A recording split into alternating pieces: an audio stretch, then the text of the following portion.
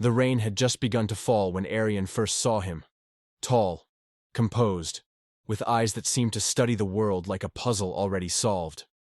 Aryan, quiet by nature and careful by necessity, had never believed in the idea of fate. But when Kiaan stepped into the campus art studio with paint on his knuckles and silence in his stride, something shifted. It was like the canvas of Aryan's life had just been brushed with a bold new color. They were assigned adjacent easels in the Thursday night open workshop.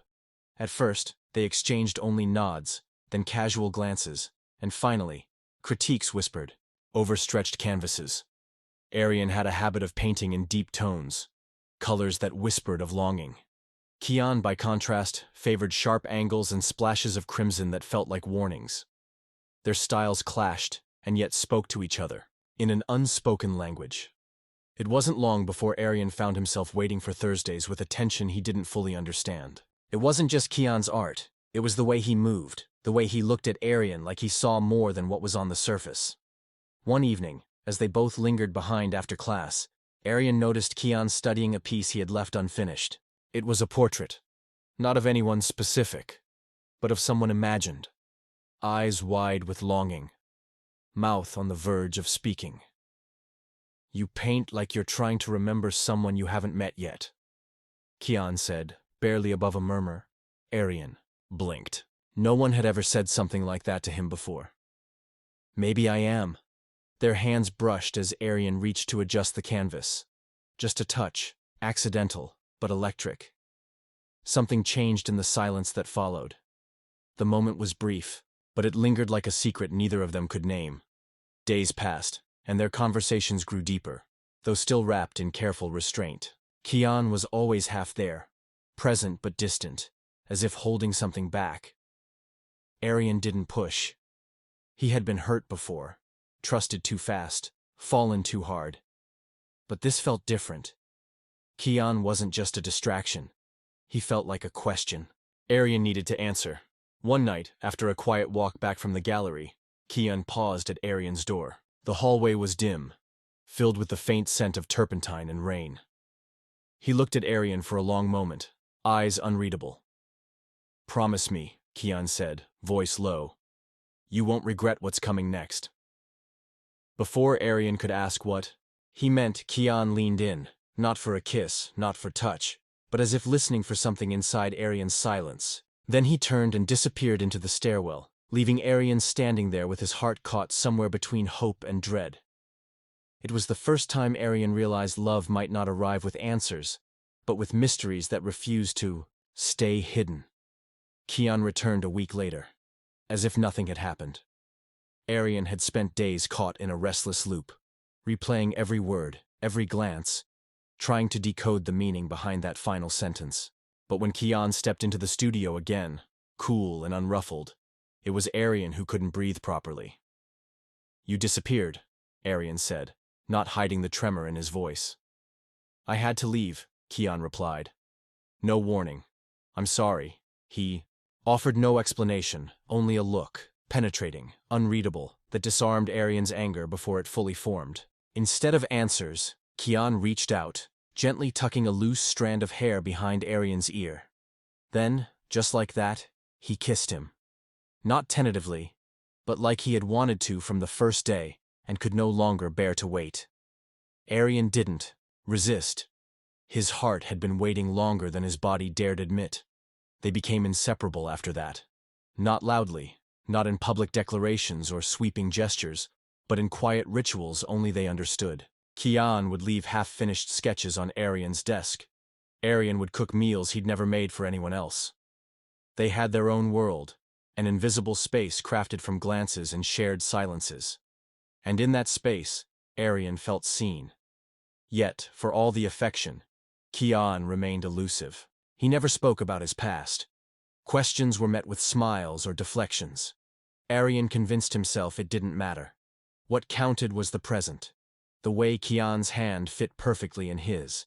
The way his presence filled every void Aryan had tried to ignore.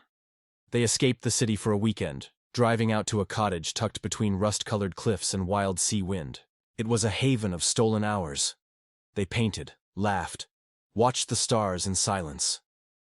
In the early hours of morning, wrapped in a shared blanket, Kiaan finally spoke. "I've lived most of my life pretending," he said, voice barely audible. "You make me forget how to lie." Aryan looked at him, trying to catch the shape of that truth. But Kiaan kissed him again, as if to stop the questions before they could rise. Aryan let the words pass, wrapped in the comfort of illusion. But the cracks were there.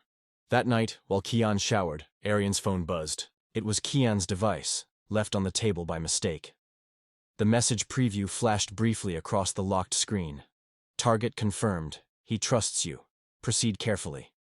The phone darkened before Aryan could register the full weight of what he'd read. He stared at it, heart pounding, mind grasping for rational explanations. But none came. When Kiaan returned, hair damp and eyes soft, Aryan forced a smile, though it didn't quite reach his eyes. He said nothing. Not yet. But the first seeds of doubt had been planted, and love, as he was beginning to realize, was not always what it claimed to be. Aryan couldn't sleep. The message haunted him, each word a needle threading suspicion through the fabric of everything he thought he knew. He wanted to believe it was nothing, a misunderstanding, a stray text meant for someone else. But the silence that followed Kiaan's return from the shower felt too rehearsed, too careful. Every glance, every smile began to feel like a performance. Days passed in a haze of conflicted affection and rising dread. Aryan began watching Kiaan differently, not with love, but with cautious curiosity. He noticed how Kiaan never stayed in one place for too long, how he dodged personal questions with poetic misdirection, how he always seemed to know more than he let on. Then, on a gray afternoon while Kiaan was out, Aryan found the sketchbook. It wasn't hidden, just left slightly ajar in Kiaan's satchel, as if waiting to be discovered. Inside were dozens of charcoal portraits.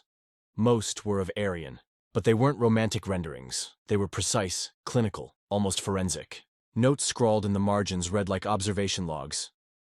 Habitual route to studio, 10:45 a.m. Avoids calls from mother, possible family rift. Emotionally vulnerable. Key point of access. A single name repeated across the pages. Mr. Verma. Aryan felt the air drain from the room. His hands trembled as he closed the sketchbook. Every image now burned into his memory like evidence of a crime. That night, he confronted Kiaan. The apartment was dimly lit, the walls closing in like witnesses to what was about to unfold.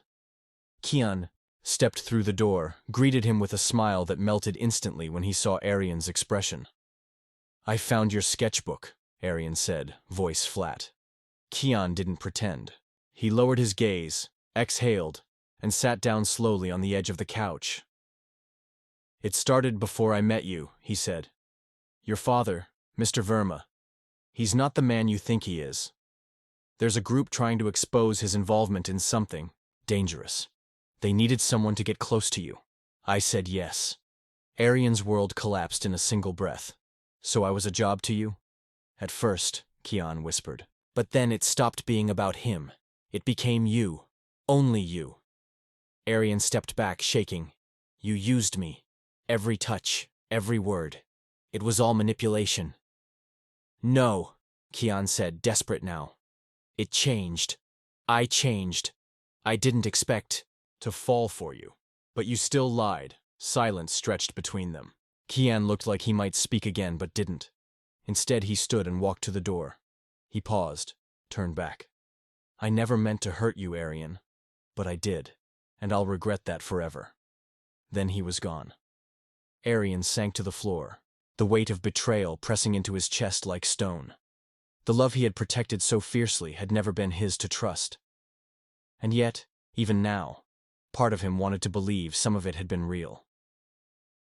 Weeks turned into months, and the world moved on, but Aryan remained quietly altered. He no longer sought comfort in gallery halls or sat for hours in front of blank canvases waiting for inspiration to return. Something had emptied from him the night Kiaan left. Something he hadn't realized was even vulnerable. He no longer painted faces. His art had shifted, darker, more abstract, driven by emotion rather than form. Friends noticed, professors praised the raw intensity, But no one knew the story beneath the strokes. Aryan didn't offer it. Some truths weren't meant to be shared aloud. One morning, as winter crept back into the city, a package arrived, at his door. No return address, just his name, written in careful, looping script. He hesitated before opening it, breath-catching as he peeled away the wrapping. Inside was a canvas, unfinished, rough, but unmistakably painted by Kiaan. Aryan's likeness was captured in sweeping, luminous tones, not as he was now, but as he had been at the very beginning, eyes full of hope, lips on the verge of speech, a quiet vulnerability glowing at the center. Across the bottom, in small, hurried script, were 6 words. The truth beneath the touch was love. Aryan sat down, the canvas resting in his lap like a confession. He wanted to be angry, to reject this final gesture. But what he felt instead was something quieter, an ache laced with understanding. Kiaan had lied, yes, but within those lies had bloomed moments that couldn't be fabricated. The way he watched Aryan when he wasn't speaking, the careful reverence in every touch, the nights where words failed and only silence held meaning. Maybe the betrayal hadn't erased the love. Maybe it had only complicated it. He didn't call Kiaan. He didn't try to find him. Whatever had existed between them now lived in memory and brushstrokes, unfinished but meaningful. Aryan would carry it like an old scar, visible only under certain light, felt only when touched. That evening, Aryan walked through the city alone. The streets shimmered with the afterglow of rain, lights reflected in puddles like fragments of forgotten dreams. He moved slowly, thoughtfully, letting the cold wrap around him, not as punishment, but as proof that he was still here, still healing. As he passed through a crowded crosswalk, his hand brushed against another's. Lightly, unintentionally, yet not without consequence, he turned just slightly. A stranger, kind eyes, a small, uncertain smile. The touch lingered for half a second too long before they each continued in opposite directions. Aryan didn't look back. Love, he'd learned, didn't always arrive clean or safe. Sometimes it hurt. Sometimes it betrayed. But still, it left, behind something worth carrying. A memory, a lesson, a piece of art that whispered of who he had been and who he might become again. And perhaps, when the time was right, he'd let himself touch love once more.